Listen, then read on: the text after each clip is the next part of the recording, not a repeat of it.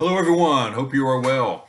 Question for today is, are we living through or are we witnessing a societal collapse?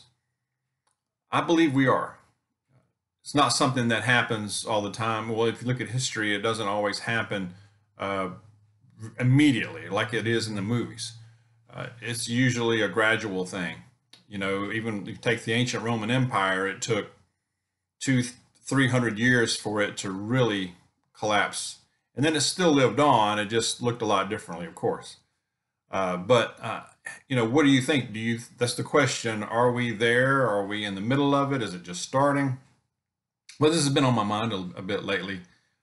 If you uh, Unless you've been living under a rock and if you've been looking at the news or anything, I mean, it reads like a horror story as far as the increased crime and other multiple problems that we're seeing, especially focusing right now on the United States. Um, and like I said, I don't think it's the type of collapse that you see in the movies, to where it happens over a 24-hour period of time, to where everything is just gone and the zombies come out and eat everybody. I don't think it's not going to be. We'll never see anything like that. I looked up the definition. Look up the definition of societal collapse according to Wikipedia.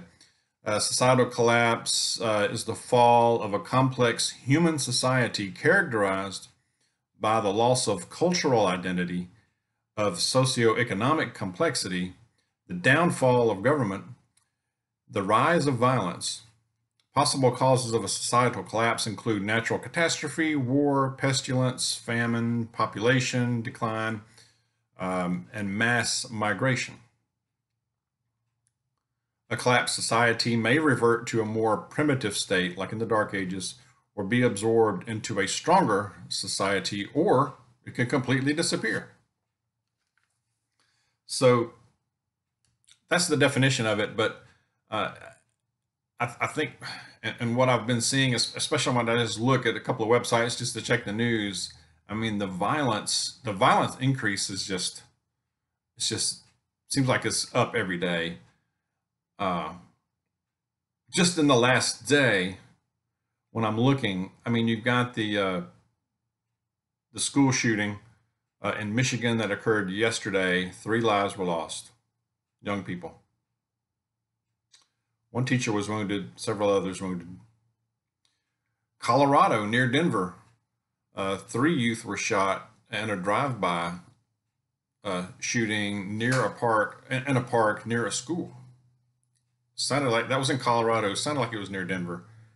I don't know exactly the town. I don't recall that.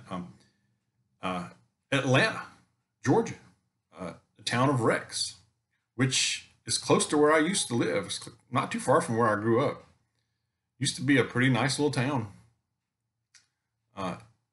In Rex, 8 people shot yesterday, or it was either yesterday or the day before. 2 lives were lost. 1 was a police officer. Domestic dispute, from what I remember reading. Now, a couple of weeks ago, in my town, in the town we live in, police were called out to a domestic dispute. Person answered the door, attacked, opened fire. 1 police officer lost. And the other police officers returned fire, and that life was lost as well, of course, of the shooter. But that was a female police officer. A terrible, terrible situation. She wasn't new. She'd been a police officer for quite a while, very experienced. It's a shame. I saw another story. There was a video attached to this on Fox News, on foxnews.com. If you look it up, in Lubbock, Texas, 2 men were arguing. Said that they were arguing over a custody battle. One was an ex-husband. I guess the other one was the boyfriend, I'm assuming. But you could see them arguing on a front porch. One was holding what looked like it was a long gun. Might have been a shotgun. But they were arguing, getting in each other's face. One guy kind of pushed the guy away that had the gun. The guy with the gun aimed and shot the guy down right there. It was on video. So a life lost there over a custody argument. I mean, what a shame. It's like people have lost their minds. This ongoing thing with smash and grab robberies, that's mostly California, but I'm also hearing Washington, New York State. That'll spread a lot more, I believe. If there's no consequences to this kind of stuff, there's no threat of consequences. Why wouldn't it continue? I mean, it's profitable.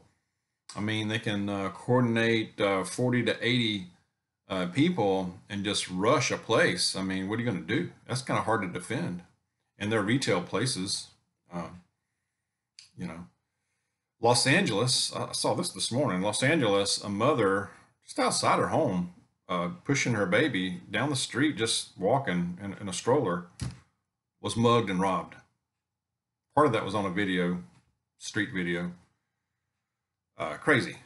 But you could go on and on. I mean, if you just open up a website to news or whatever, it's all there. But it's a lot. It's like too much, you know.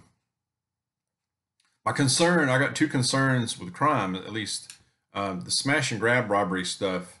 I think it's going to spread. My big concern, and this was mentioned in a comment by somebody yesterday. I think it was Leland.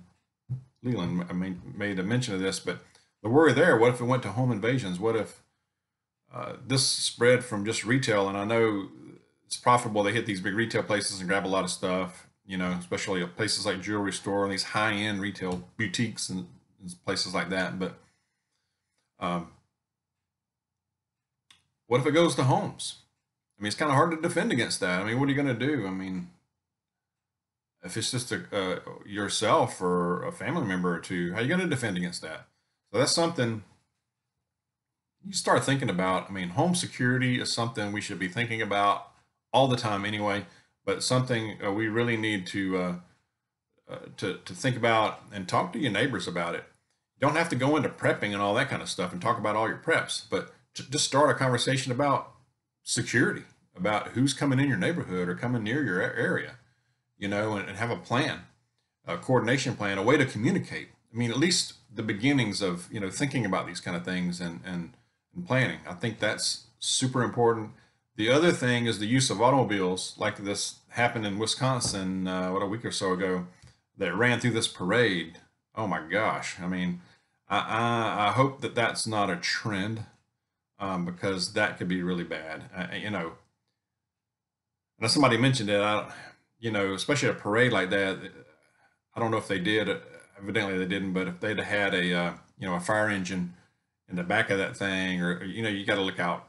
It's a shame you're going to have to look out for stuff like this now. But anyway, what can we do about it? What can we do?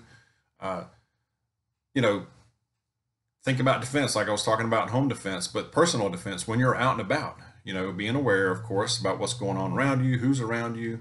You're going to have to start thinking about defensive tools, you know, whether it's self-defense physically, you know, or tools that may be on you, what you can use, what are you prepared to use, what are you trained to do? You know, I think we need to be ready for almost anything right now, no matter where you are. I don't care where you are either, even if you think you're in a safe town, you know. So the other thing is, how do we counter this with our behavior, how we go about it in society? I talked about this a little bit in the last video, but you guys had a lot of comments about this, and I want to bring some out. You guys had ideas too. We need to rise above the evil and just craziness that's going on out there. It can be small things. It can be small gestures. I know Mary was talking about at work how she talks to every customer and greets them politely. You know, they may not always return that, but good grief, it can make a big difference. I know when I'm at a store, most of the time they don't say anything, or they say very little, and I'm just like used to that. But when they are polite, I'm like, oh, okay, this is really nice. But and I go out of my way to be nice and patient with retail people, Restaurant workers, I tip well. I tip better than I ever have. I mean, these guys are working hard, you know. So, what can we do? How can we pay it forward? Um, you know, Pay for somebody's lunch in the drive-through. That's happened. It happened to me a couple of months ago. Somebody paid. I was going through the Chick-fil-A line, and I went up there, and they said, I was paying with cash, and I went up there, and they said, somebody's already got it for you. It was the person in front of you, and that's huge. Anything we can do that's small like that. Let somebody in traffic. Let somebody in front of you.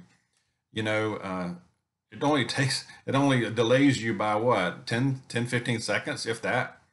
You know, the little gestures, smiling, you know, uh, it can make a big difference in somebody's day. It really, really can. I know it has for me.